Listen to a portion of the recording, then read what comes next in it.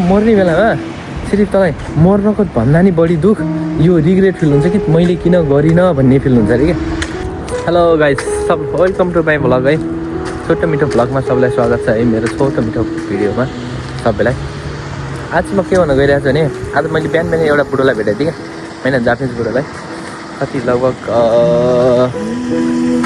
त्यो होला 85 वर्ष जतिको, 85-86 वर्षको। जहिले आउँथ्यो चुरोट किन्ने खाने गरेर गइरहेको थियो। आज चाहिँ अलि चाँडै आएको थियो, लगभग जहिले बिहान 5 बजीतिर आउँथ्यो। आज चाहिँ 3 बजीतिर आइपुगेको थियो कि, अनि 3 बजीतिर आइपुगेर भन्दै थियो मलाई। अनि त्यहाँबाट आज मलाई लगभग आधी घन्टा गफ गऱ्यो होला त्यो बुढोले। अनि त्यो बुढोले भन्दै थियो, अनि त के हेरिरहेको आजकल यहाँ आइस, कति वर्ष भइस् भन्दै थियो, होइन। लगभग म अब 2 वर्ष भएँ भनेको। अनि बुढोले भन्दै थियो कति वर्ष लाइस् भन्दै थियो। म 22 लाएँ भनेको, म 86 लाएँ। तर मलाई अहिले के भन्छ भने म 22 वर्षकै छु जस्तो, अब 20-22 छु जस्तो लाग्छ। तर मैले 86 वर्ष लागिसकेँ, एकदम बुढो भइसकेँ।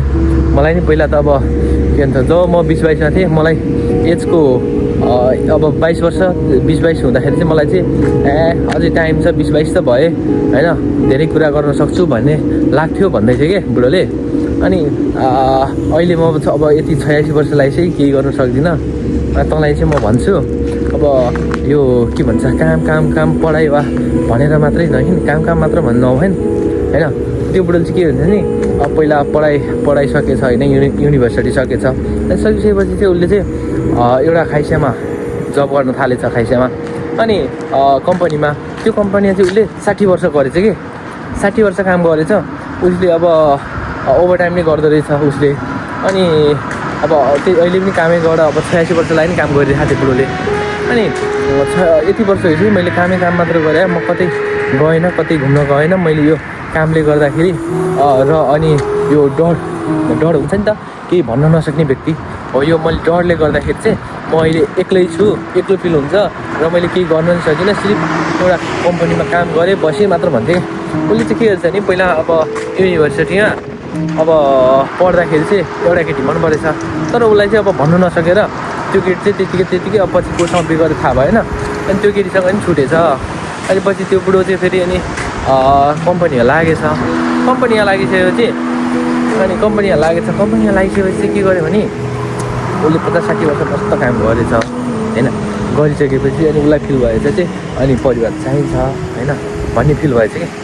अनि त्यतिखेर अनि मलाई आएर भन्दै थियो बुढोले, अनि अब टाइम मिला, होइन, अब उसलाई मनपर्ने फेरि अब घुम्न सुम्न र नयाँ साथी बनाउन मनपर्दो रहेछ, होइन, विभिन्न ठाउँको देशको। अनि उसले चाहिँ अब मलाई भन्दै थियो कि टाइम मिला, काम पनि गर, टाइम मिला, पैसा नि कमा, घुम्ने ठाउँ पनि घुम, अब तँलाई जे इच्छा छ त्यो चाहिँ गर है। अहिले जब जवानी छस्, जवानी हुँदाखेरि गर, यो पछि तेरो जवानी फिर्ता आउँदैन। भोलिपछि म जस्तै बुढेसकाल भइस नि, बुढो भइस नि, तैँले केही गर्न सक्दिनस्, म जस्तै तनाव लिएर मात्र बस्छस् भन्दै थियो कि, होइन। अनि उसले चाहिँ के भन्दै थियो भने, अनि अहिले जवानी हुन्जेलसँग सब थोक के गर्न मन छ, होइन, घुम्ने, खाने, कुद्ने, खेल्ने जे छ गर, पैसा नि कमा, होइन, सब थोक गर, पछि गर। तेरो यो टाइम एकदम इमान्दार हुन्छ अरे क्या। टाइम चाहिँ सधैँ एकनास चलिरहेको छ, त्यही भएर तेरो फिर्ता कहिले आउँदैन। तैँले अहिले गरिस् भने गरिस्, नत्र पछि तैँले गर्न सक्दिनस् भन्दै थियो क्या मलाई। अनि भन्दै थियो कि अनि अब अहिले तैँले जति गर्छस् गर, अहिले तैँले यो जवानी हुँदैखेरि गर्न सक्दैखेरि, होइन, गरिस् भने गर, नत्र पछि बुढेसकालमा तँलाई सिर्फ रिग्रेट फिल हुन्छ।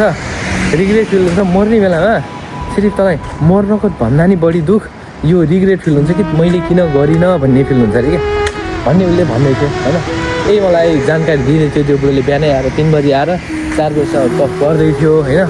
त्यही भएर भन्छु म त गर्छु, जे मन लाग्यो त्यही गर्छु भन्ने सोचेको छु बुढोले भनेदेखि, होइन। अलिकति, होइन, जे भयो नि अलिकति कन्फिडेन्स आएको छ, होइन। के गर्छु चाहिँ थाहा छैन, तर गर्छु भन्ने कन्फिडेन्स आएको छ।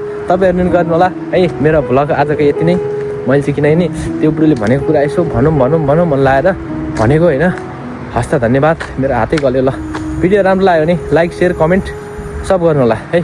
सब्सक्राइब पनि गर्नु होला। हस् त, धन्यवाद।